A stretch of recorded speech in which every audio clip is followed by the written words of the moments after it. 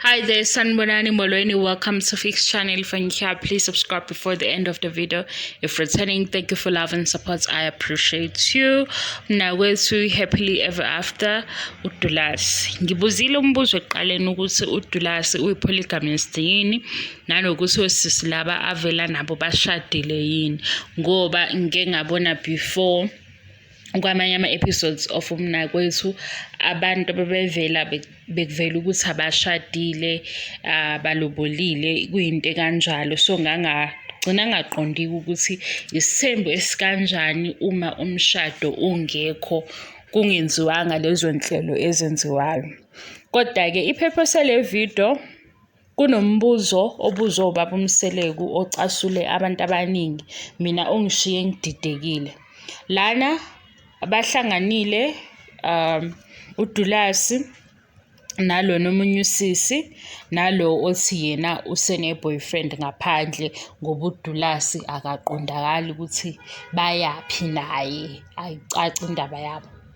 Kube-ke ubaba Mseleku sebuza ukuthi-ke uDulasi uzoqhubeka yini athandane nalo sisi kube kukhona iy'ngozi zokuthi uzoletha izifo ezithelelana ngokocansi. Umbuzo uthi uDulasi akekho worried ngalosisi ukuthi engaletha izifo ezithelelana ngokocansi.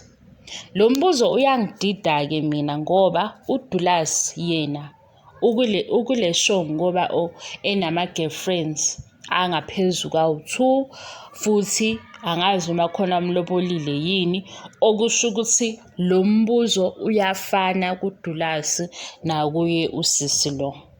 Mhlampe ukube uthi njengoba behleli bebathathu njengamanje ade sibabone benze njani ukuphepha bazivikela kanjani mangabe ukuthi i-subject izifo zocansi noma umbuzo ukuthi kunezifo ezithelelanayo ngoba uDulasi phela naye uyahamba angene la aphinde angene la kwenziwa njani. Bathi umbuzo uthe untombazane njengoba esesho ukuthi une-boyfriend uzoqhubeka naye azi ukuthi uzoletha izifo zocansi.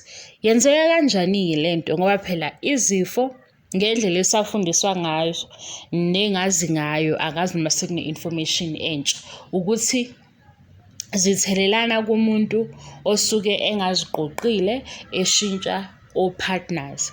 Manje yini kube sengathi zizongena ngoba lo owesifazane umbuzo ungasho ukuthi Dulasi wenze njani ukuvikela wena nalaba othandana nabo ukuze sicaciseleke ngoba ngiyazi ukuthi bakhona abantu abanaleyo mbuzo nami nginawo ukhona futhi abanye khona la kuMnakwethu lo omunye ukhulelwe omunye akakhulelwe lo okhulelwe uthi akazi ukuthi ingane kabani okusho ukuthi uphinde waba nomunye without protection. Kwenzakalani-ke futhi labo bavikeleke kanjani futhi bona labo bhuti abakhona la kuMnakwethu abanye basanezinye iy'ntombi abay'funayo.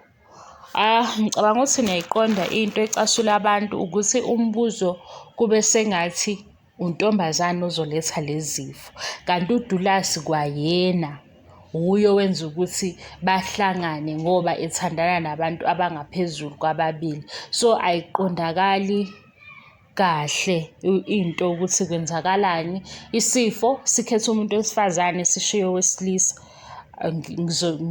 Ngiyazi ukuthi sekuzwakala ngathi ngikhuluma into engekho kodwa umbuzo ube kanjalo yingakho-ke abantu becasukile ukuthi hawu laba baney'ntombi ey'ningi okufanele ngabe bayabuzwa bona ukuthi nenze njani khona bakuqaphelile yini lokhu ukuthi njengoba bekulokhu abakwenzayo engazi noma isithembu yini angazi noma baya-actor noma yiqiniso lokhu esikubonayo benze njani kwizinto ezifana nalezo ngoba ikhona indawo edidanayo esididisayo ngoba abalobolile omunye uyashiya mayesemshiyile lo athi ufuna abe number 2 usaqhubeka ufuna omunye kwenzakalani-ke kuleyo process leyo baphepha kanjani laba bakhona already kwayena umnikazi wendaba uphephe ngaluphi uhlobo. Kokunye-ke ishow lena kahle kahle kwenzakalani? Ingabe ilandela indaba yokuthi isithembu siyisiko noma isithembu sihambisana namasiko? Makunjalo cha. Out of 100 mina ngizoyinikeza 2% ngoba izinto eziphathelene nesiko noma namasiko zijwayele ukuthi zibe nendlela ezilandelwa ngayo nehloniphile, futhi abantu abadala basuke bekhona ukuze baqondise indlela. Ingakho nje namalobolo nawo kusuke kwabantu abadala ukuze kuzokwenziwa izinto ngendlela efanelekile.